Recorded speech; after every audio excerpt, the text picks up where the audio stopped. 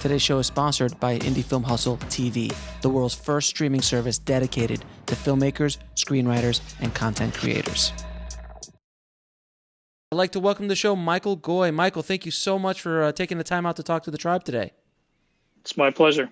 Thank you, my friend. So before we get into it, how did you get in the film business in the first place?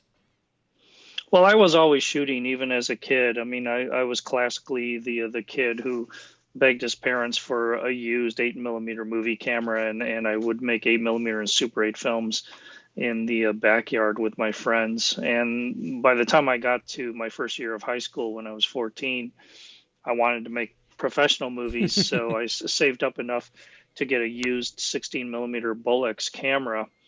And the film stock was so much more expensive than Super 8 film that I searched out mostly Mexican companies to shoot commercials for on spec on the weekends with my friends. So, I had several television commercials on the air in Spanish television before I graduated from high school.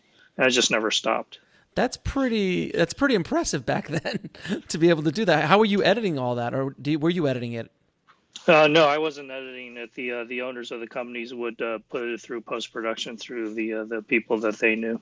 And then how did you start from commercials in the Mexican market to where you are today? How did you kind of start, growing up the ladder? Well, I went to study filmmaking at Columbia College in Chicago, and they had a very hands-on film program. And what I liked about Columbia was they basically set you up to fail. Mm-hmm. It was really great because they would send you out with 100 feet of film and a camera and tell you to do a dozen shots of a subject that meant something to you, knowing full well that you would probably fail in some huge way. But what it did was that it completely eliminated the fear of failure. So as I went through college and then into my professional life, I always had this point of view that I will try anything, that nothing is off bounds. And if I felt too comfortable with something or too sure of myself in terms of how to accomplish something, that was the indication to me that I was not taking enough chances and I wasn't pushing and stretching myself as an artist.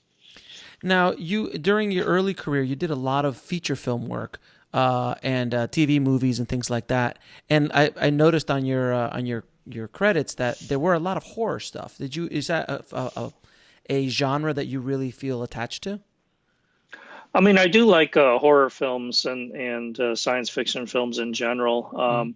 I have a special affinity for the horror films of the 1940s, like the Val Lewton movies or the sci-fi movies of the 1950s.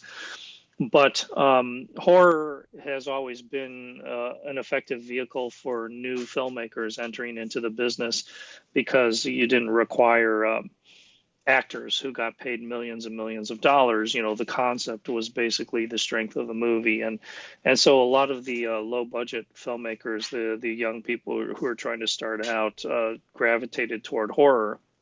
And that's been true pretty much since the beginning of filmmaking. But I have a lot of movies on my resume of that type and other types. I mean, I've probably shot more movies that nobody has ever seen than most people. I think there's 50 or 60 feature films on my resume that nobody has ever seen. But, I found that the more I shot, the more I learned and the more contacts you made, because this industry is all about making connections and getting to know everybody else in the business. Now, when you were coming up, I'm assuming you didn't just, come out of school and then boom, right, and started doing feature film work. Did you work your way up like traditionally through an apprenticeship or through camera, being a camera assistant, loader, all that kind of stuff? Well, toward the tail end of my college education, I was actually filming feature-length documentaries for PBS at the time. So I was doing a good amount of documentary work and then operating and then DPing on commercials. But I was more drawn to the lighting side of the industry. I worked as an electrician and ultimately as a gaffer. I was less drawn to the mechanics of the camera. I was a terrible first assistant camera person. I wouldn't hire me. My interest wasn't in whether or not the shot was in focus. It was what was the lighting doing on the face of the actor at the time I was shooting. So I gravitated more toward the lighting side, and then worked a good amount, in that field. Prominently, I think, for Jeff Jur, who's a very good friend and somebody who was a couple of years ahead of me at Columbia College. And Jeff was the cinematographer that I always envisioned that I wanted to be. He had a quiet control of the set. He knew exactly what he wanted, and yet he was very open and giving about people's input into the project. And I remember when I asked Jeff if he wanted me to rough in something for the next setup, and we were working on an industrial Hmm. shoot, and I said, "Where do you want the lights?" And Jeff said, "Well, you know what looks good. Why don't you just go ahead and do what you feel like needs to be done?" And it was that kind of spirit of, go out there and show me your best stuff that really stuck with me. And when I was pounding on the door of Hollywood for 10 years to try to get into television shooting, nobody would hire me, despite the fact that I think I had like 40 features under my belt at that time. I still couldn't get hired on a television show. Jeff is the one who opened that door, and when he was doing a big show for ABC called Invasion, he needed somebody to shoot additional units, of large scenes, and he insisted to the producers that they bring me in to shoot those. And the producers were a little hesitant initially because they were like, "Well, he doesn't have any credits for television," so they decided to go ahead and give me one night, 5 scenes to shoot. And Jeff kept insisting to them that I knew exactly the style of the show. And when I went there that night to shoot, I asked Jeff, "What is the style of the show?" Because I have no idea what the style of the show is. And Jeff said, "Well, you have a script, and you know what feels good to you. Just do what you feel like you should be doing." So it was exactly the same thing he told me like 20 years earlier. And so I did that. I lit those scenes the way I felt like they needed to be shot. And the next day they all watched the rushes, and Jeff told the producers, "See, Michael knows exactly the style of this show," and they hired me for the rest of the season. And the rest, as they say, is history. Yeah, it was the jumping off point for me in television, certainly. Now, and that's a really great thing I love to kind of touch on a little bit, because so many up and coming filmmakers, screenwriters, and also obviously cinematographers, they don't realize that this is not a 1 year plan or a 2 year plan. You just said that you were pounding on the doors for 10 years before someone gave you a shot, and you were working, but not where you wanted to be. You wanted to kind of break into television, but yet you had 40 features behind you, Hmm. and yet nobody was giving you an opportunity. But yet you were still persevering, and you persevered and persevered until someone finally gave you that. Can you kind of just kind of really explain to the audience how important is patience and perseverance in this business?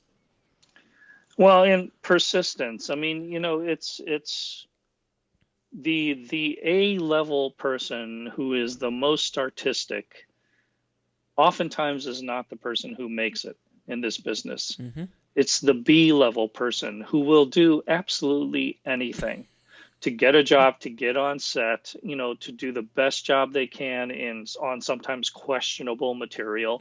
I never made a judgment about the things that I was working on. I was thrilled to be working. I was thrilled to be meeting other crew people, and I would bring whatever artistry that I could to the project at hand. And it's sort of the same now. I mean, people ask me, "Did you choose this movie or did you choose this television show because you get to do artistically this?" Well, the artistry really, frankly, comes after you do choose the job, Mm-hmm. and then you find the artist.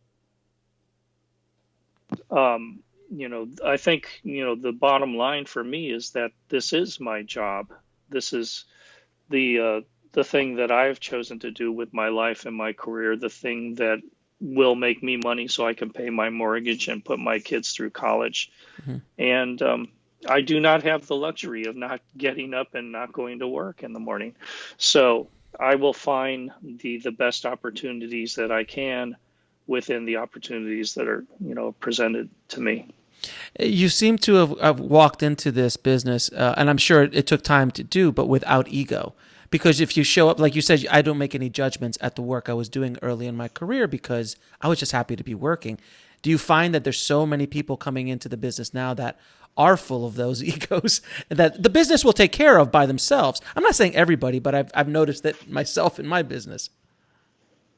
Well, I mean, I think, everybody is different, but the thing is, if you're the star in college in the filmmaking class, doesn't mean that you're going to be the star in the actual industry. Mm-hmm. Tommy Lee Jones, I think famously and accurately, when he was asked, why did you do so many crappy movies in the 1970s, so many exploitation films? And Tommy said, I was never a truck driver and I was never a waiter. I was always an actor. And if I was offered three crappy movies, I would do the least crappy of the three, but I was always doing my craft. And I kind of felt strongly the same way.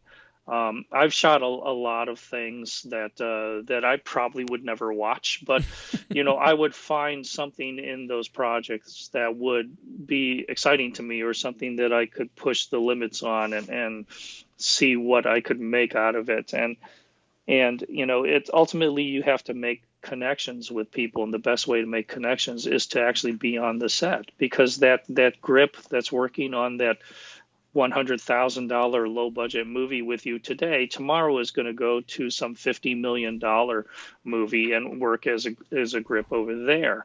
And you want those people to go out and say, hey, I just worked with this tremendous cinematographer on this no budget movie. And that's what gets around. And attitude is everything. You bring your best attitude to the work, you minimize your ego, and you do what's needed of you to be done. It is a very small business, isn't it?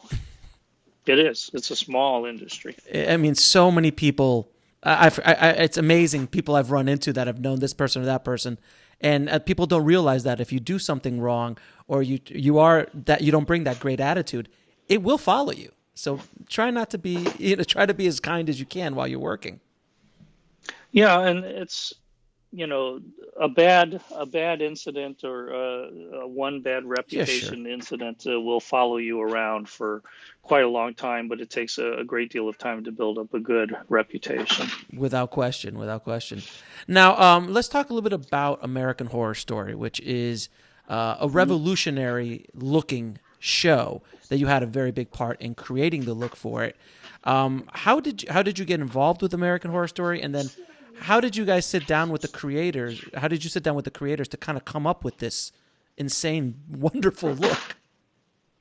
Well, I was alternating on Glee for Mm-hmm. Ryan Murphy at the time, and Horror Story was going to make a shift because their director of photography in season one was going off to do something else. This was about mid-season, and they asked me to step off of Glee and step into American Horror Story. And it was a difficult show, a large show, big actors, and it was fun from the standpoint that I've always been the kind of person who likes to be tossed in the center of the hurricane and then find some way to fight myself out. Mm-hmm. In seasons 3 and 4 of American Horror Story, when we were shooting in New Orleans, the nickname the crew gave me in New Orleans was the Doctor. And a newspaper reporter who was interviewing me asked me, "Why do they call you the Doctor?" And I said, "Because I'm the guy who fixes things in their perception." So, I like trying to bring order and the reason out of chaotic situations. And Horror Story had just a bigness about it that I liked. And it was always trying to push the envelope artistically. And that's the thing that I really am indebted to Ryan Murphy and Brad Falchuk about, is they gave me a tremendous amount of freedom. In any normal situation with a studio or a network, anything you want to do that deviates from the norm, you have to pass through a number of channels to get approval of. In the case of American Horror Story, I just had to text Ryan Murphy and say, I'm thinking about shooting this scene tomorrow on black and white reversal 16 millimeter film. And he texts back, great, sounds great, and that was it. So that show, I got to exercise my imagination and my creativity in ways that I was not able to do on a lot of other shows previous to that. And you basically had a very big toolbox and a lot of toys to play with on that show to experiment, basically, because there's a lot of experimenting in that show. It's a lot of experimenting, but the toolbox for me is actually fairly simple. I mean, everything I did on American Horror Story was based on silent movies, stuff that was done prior to 1929.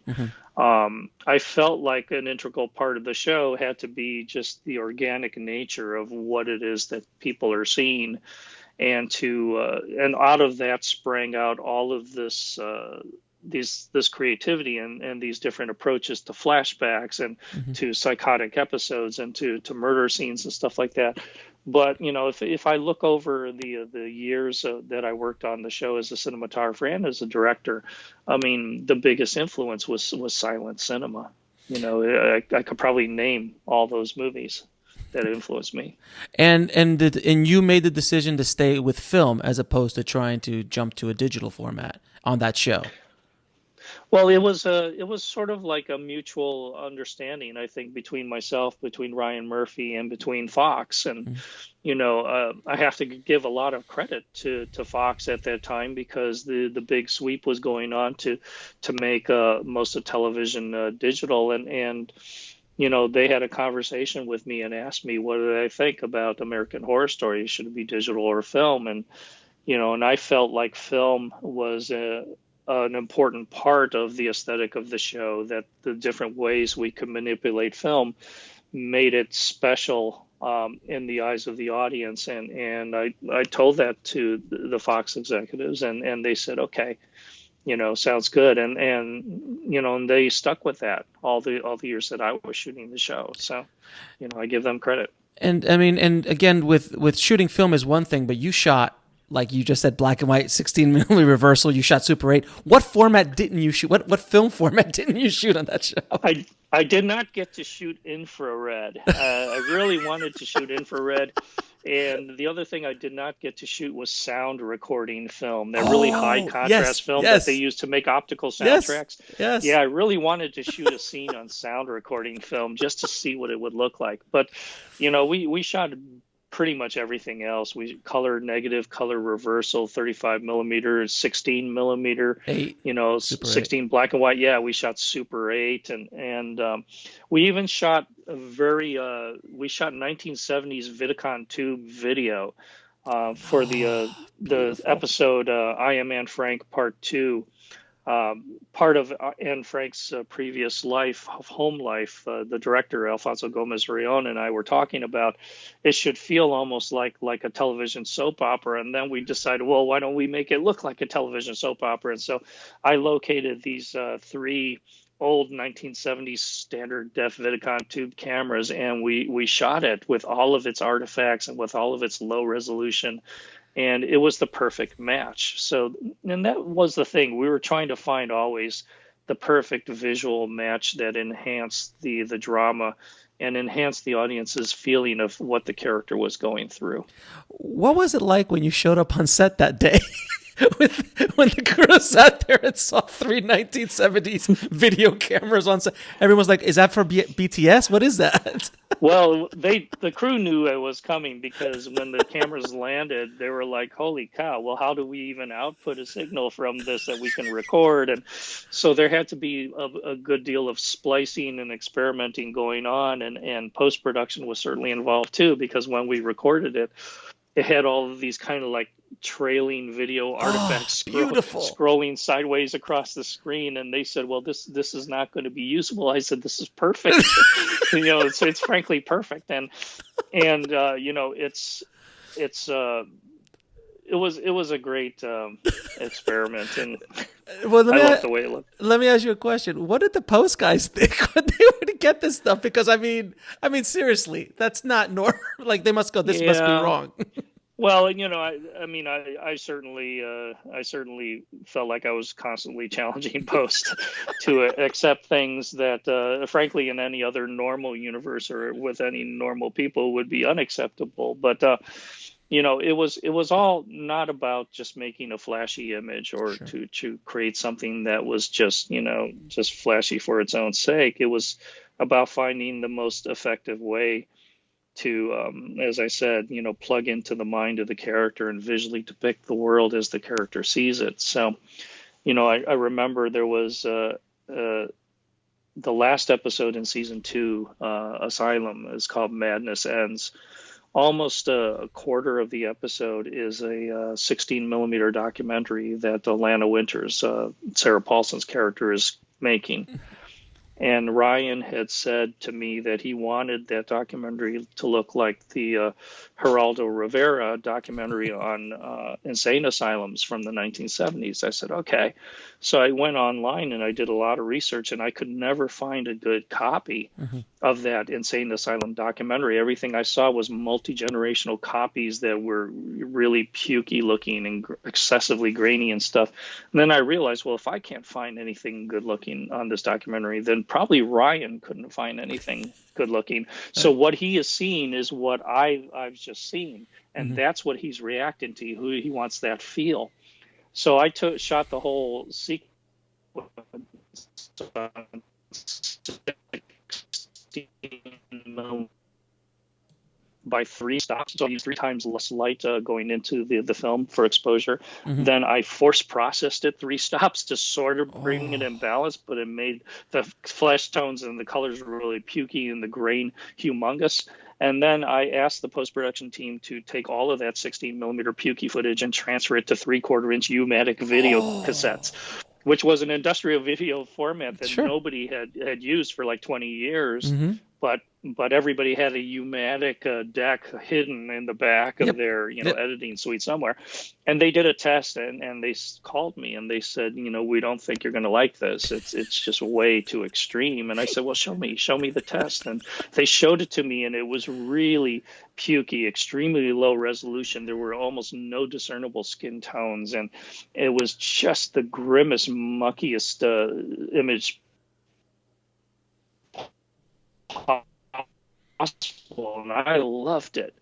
I thought it was perfect before we commit to this because, and justifiably, I mean, it was a big part of the episode, and they showed it to Ryan, and Ryan said, "I love it.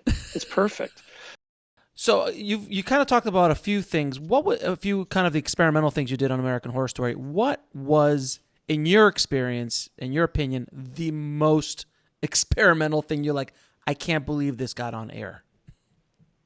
Oh, well, I mean, it was probably, and it's experimental, but in my mind, theoretically, it seemed like it would work. Mm-hmm. Um, Ryan had called me before the day before we shot a scene, a flashback scene with Jessica Lange in Freak Show, Mm-hmm. and said he wanted that footage to look somehow like Nazi fetish porn movies from the 1930s.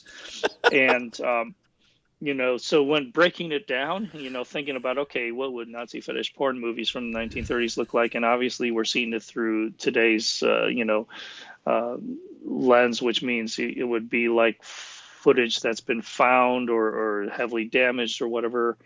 And I and my camera crew and Bryce Reed would really led the charge on this. He was my camera assistant. We unspooled 16 millimeter black and white reversal film on the darkroom floor, tossed it around like a salad, sprayed it with water, dried it with a hair dryer, flashed it with a flashlight, and then rolled it back up onto a core.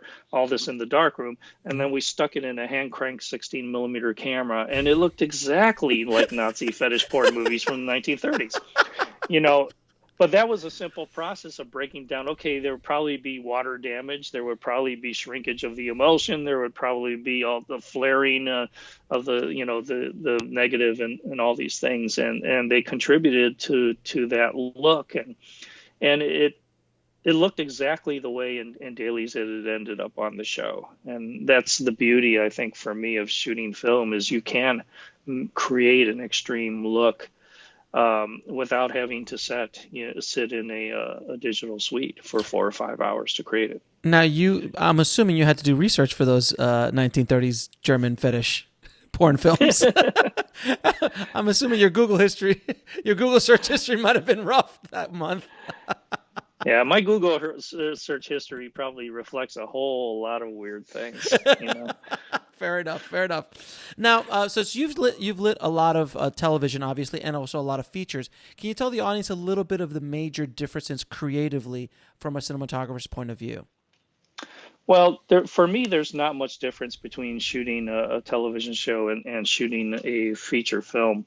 But I would say one of the few differences for me is on a feature, I know I'm never going to go back to that set. I'm never going to have another chance to light that set in a different way and stuff like that. So there's a certain degree of you have to commit to something that's your strongest vision when you're in there at that time, because you're never going to be able to revisit it. As opposed to television, sometimes you'll go back to the same set 3 times in the same episode.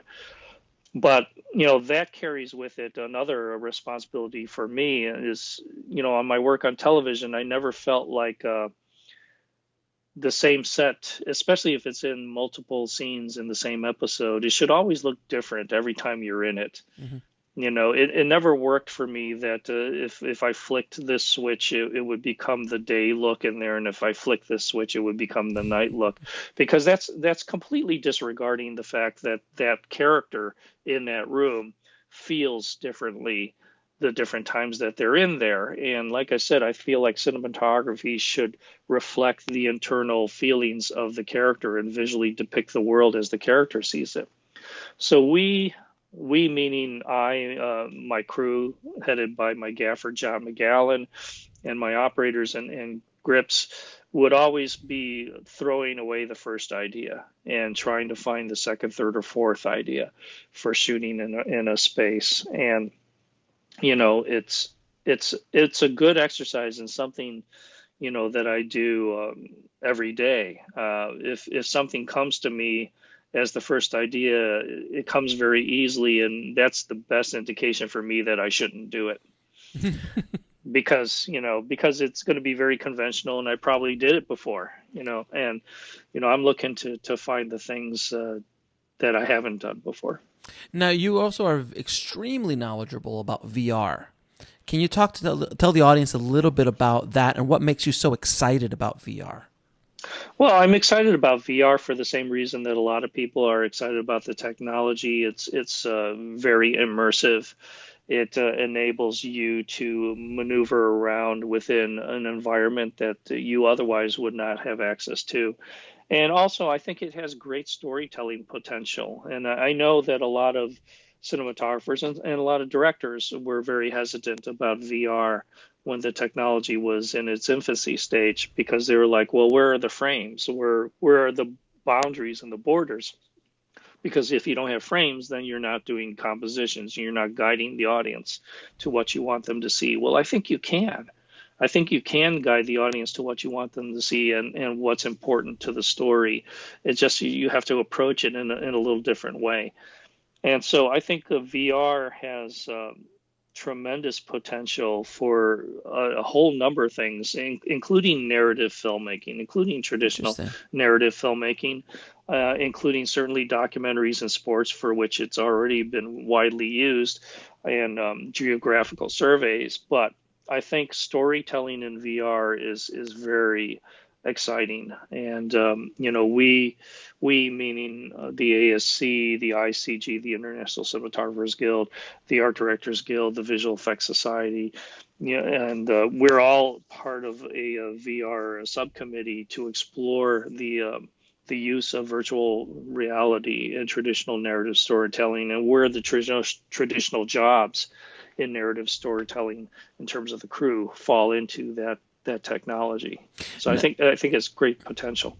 Now, you also just mentioned ASC. You're an ASC member, and you also did 2 terms as the president. 3 terms. 3 terms. Excuse me. 3 terms as the president, and you also helped write the latest version of the ASC Manual. Correct?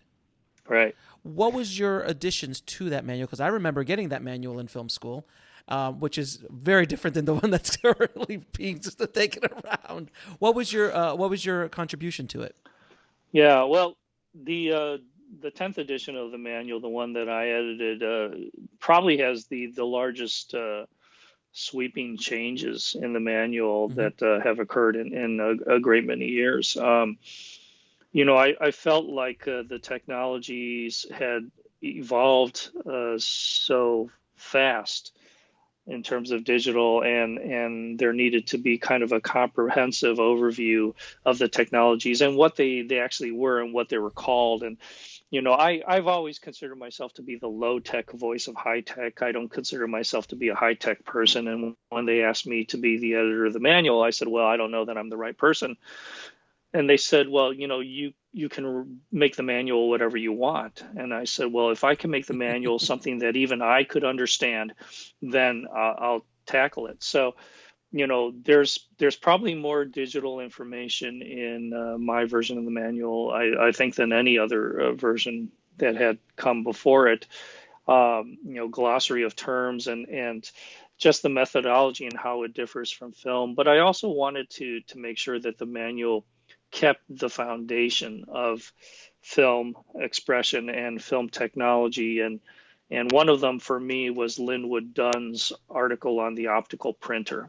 Mm-hmm. They asked me, am I keeping the Linwood Dunn article? And I said, yes, absolutely I am, because that is the foundation of motion imaging, whether you're shooting on film or you're shooting on video or digital or whatever format. That article is the foundation of motion imaging, and it's important for it to remain in the manual. So it was that balance between the enormous respect I have for the technologies that formed this industry and the knowledge of the technologies that are evolving and vital now. And it took a while. It took me 5 years to get that book out, because every time I thought I'd finished it, the technology had changed so rapidly that I had to rethink a third of the book. And when I started the manual, digital intermediates were the exception. You really had to fight to get a digital intermediate done. And 5 years later, you have to fight to make a film print. So, it's changed that rapidly. Sometimes for the good and sometimes not. I think sometimes we embrace the changeover in technologies without adequately knowing what the longevity and the non-obsolescence of the technologies we're using are. Mm-hmm. Now, you also I've started to direct a lot more and I have recently. First of all, what do you like about both? I mean, I know you love cinematography. What made you start to go towards directing, and yeah, just what made you start going more towards directing? Oh, and also, how do you work with cinematographers? You being a very accomplished cinematographer slash director. Well, directing, because I've always directed to some degree throughout the course of my career, either on commercials or short films or features. Mm-hmm. I wrote and directed a very low budget feature, Megan is Missing, before I worked on American Horror Story. Mm-hmm. And that was a $35,000 movie that we did in 8.5 days with 13 to 16-year-old kids. So Nice. So it was directing comes easily for me if it's a subject that I'm especially tuned to, and I believe the start of my really professional directing career in narrative episodic, I think I have to attribute to Jessica Lange. Mm-hmm. Because I know she was the one who went to Ryan and Fox and said, why isn't Michael directing the show? Because he understands the show better than anybody, and he understands us better than anybody. And that's awesome. That opened the door. And starting my my directing career, my legitimate directing career on a show like American Horror Story, where I knew all those actors and we all had tremendous respect for each other, it was a great creative environment and gave me a lot of freedom. And I was still shooting the show, so I was cinematographer of the episodes I was directing as well. But it was it was a great place to kick off. And then as I branched off into other shows, it was like overnight. The switch was flipped in the industry, and everybody started calling me to direct their shows. And I realized, wait, wow! After 30 something years as a cinematographer, nobody's calling me to shoot anything anymore. But they're all calling for me to direct, which is like rich person's problems. But Right. but it's and I know that a great part of that was Ryan. Ryan told Fox that Michael is a director.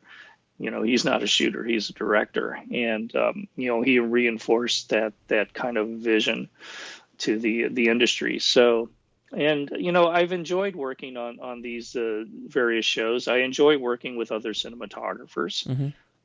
They don't tell me if they're nervous shooting for me. I would imagine they would be.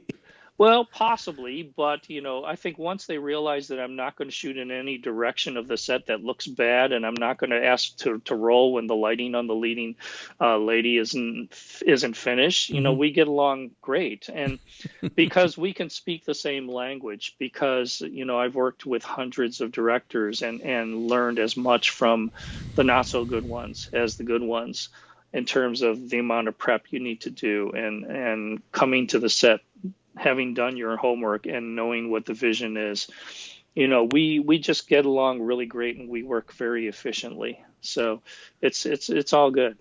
Now, it's a good time. Now, I wanted to ask you a question. I love asking cinematographers.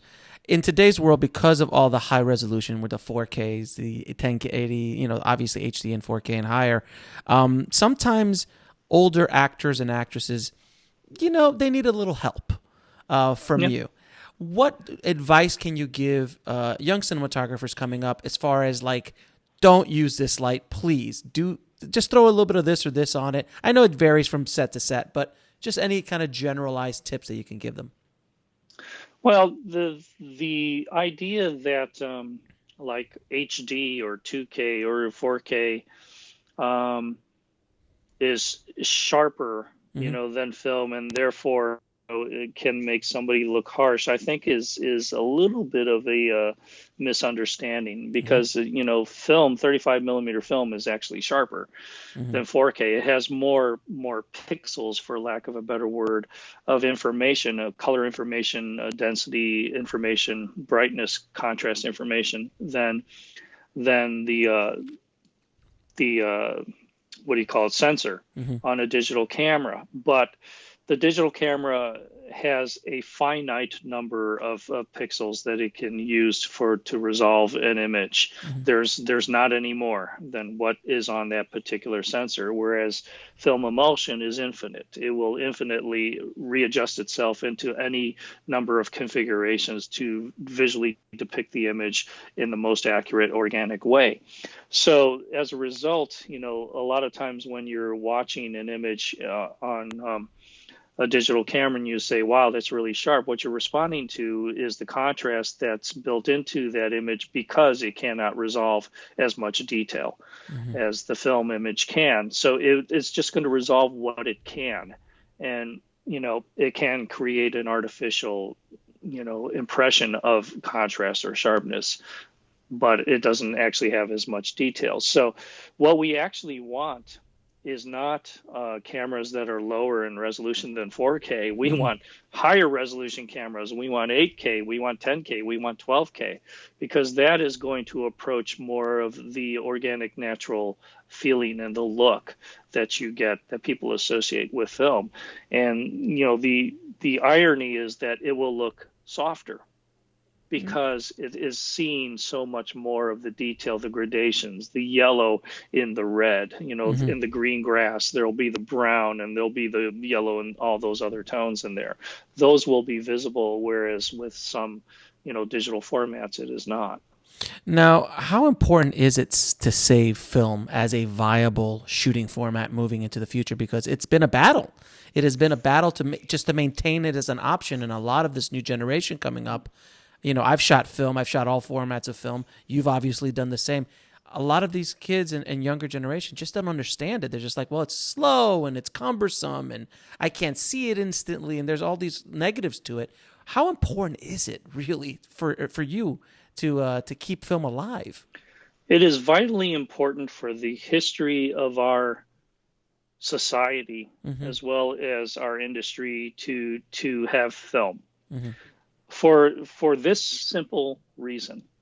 There is no such thing as a digital archival medium Right. yet. Yes. Yeah. It does not exist. Hmm. You know, when you think of the history of video and digital, and you think of the fact that there have been, I think, about 100 different formats since the advent of commercial television in the 1950s, and 95% of them cannot be played anymore because they're obsolete or because the machinery doesn't exist. You know, but you can take a roll of film that's over 100 years old, thread it on a projector, and run it. I mean, that's a big statement right there. And the films that are going to suffer in this wave of people shooting primarily on digital are the independent filmmakers, the student filmmakers, and the documentary filmmakers, because a lot of their movies aren't covered by protection agreements, by storage agreements, but with major studios. Hmm. So it's up to then the filmmakers to migrate their data every year and a half to 2 years to make sure that it doesn't inadvertently get erased. And there was a great video on YouTube a number of years ago with a guy who worked in a data migration facility where he was videotaping himself, and he says, "Now watch what happens." And he started screaming at the machine, and you see all these sensors going off into the red, which means that it was developing digital data errors, which means that data could not be accessed anymore. And that's just from the sound waves of his voice screaming at the machine. So, you know, we've advanced a little more since then, but the fact of the matter is that, you know, as I say, anything that can be erased with one push of a button, I don't know that I would call archival. And, you know, you want to make sure that all the effort that you spend to create a movie can be seen by people 50 years from now. And right now, the safest way to ensure that that will happen is to transfer it to film. Even if the thing that ends up happening 50 years from now is you transfer it from that film to whatever format is going on at that moment in time. Hmm. But you know, none of these other formats have any longevity. The obsolescence is really kind of astounding when you think about how many times you have to update your iPhone or your computer programming software, and you know, all these things. You know, it's you leave behind what you've created, you know, within that technology at the time that you capture it in that technology, and it's very fragile. So film is very important. And can you discuss the importance of finding mentors? Because I know I'm sure you had many mentors growing up, and a lot of filmmakers there. You know, I've met 19-year-olds who are like, I've shot 6 feature films. I don't need a mentor. I already know everything. Uh, how Mm. important is that? Please tell everybody. Yeah, well, nobody makes it on their own, and it's you know, they're fond of saying, well, a student doesn't know anything until they get out into the real world and then they start to learn stuff. Well, I disagree. I think a student knows everything until they get out into the real world and discover that they know nothing. Because, you know, a huge part of that completion of your education is how the professional industry works. And the best way to find out how the professional industry works is to be guided through it by somebody who's in it, who's gone through the things that you will be going through. And cinematographers, especially, are very open to mentoring young filmmakers. Hmm. I would say that, you know, almost all of the members of the AAC that I know personally, you know, have take a deep pride in the people that they help getting into the industry.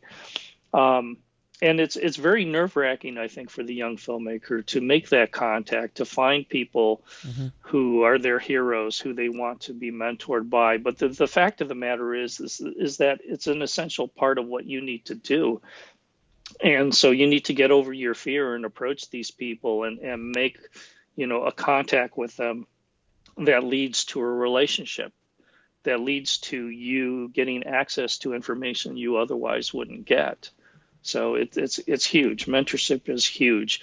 And the people that I've mentored over the years, and I've mentored quite a few, Hmm. who are now, rising up to top levels in the industry, which is so gratifying to me. I've always felt that mentoring the next generation is the most important thing that I will ever do, more so than anything I would direct, more so than anything I would ever shoot, because you're ensuring that you know this craft goes on. Now, I hear you like trains. I love trains.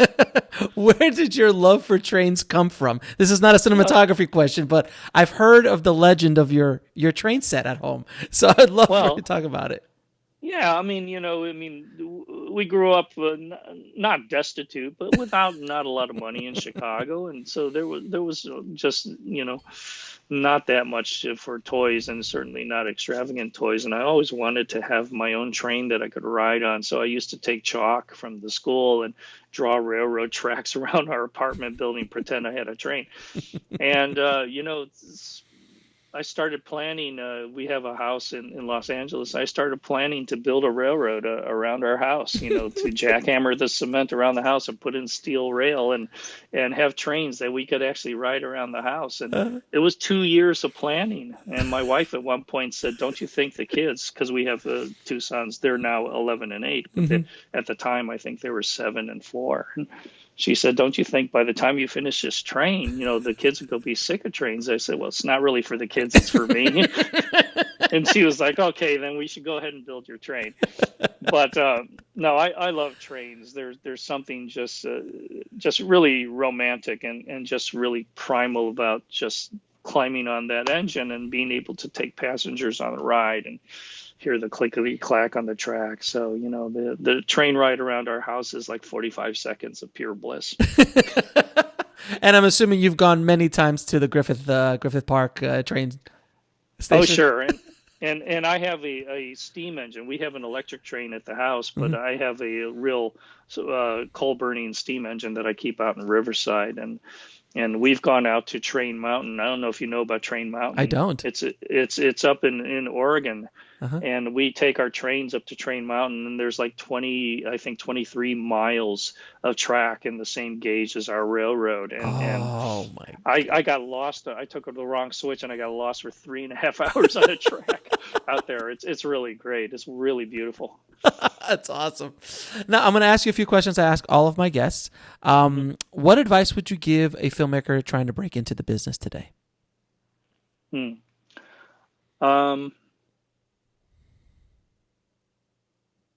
I think the key pieces of advice I would give them is that you should embrace the fact that there will never probably be enough time, money, or resources to do what you actually plan to do. Amen. So, and I am fond of saying, they'll probably put this on my tombstone, that I created an entire career out of making enormous compromise look like an intentional style. And, and that's exactly right, because I couldn't do what my great idea was. Instead of doing a scaled down half-assed version of that idea, I would throw it away and come up with something radically different, but very bold. Bold to the point that people could not believe that I did not plan to do that. So that's one thing. The other thing is that in regards to perseverance, it's one of the most important things to not give up, but it's also important to have a life. Balance.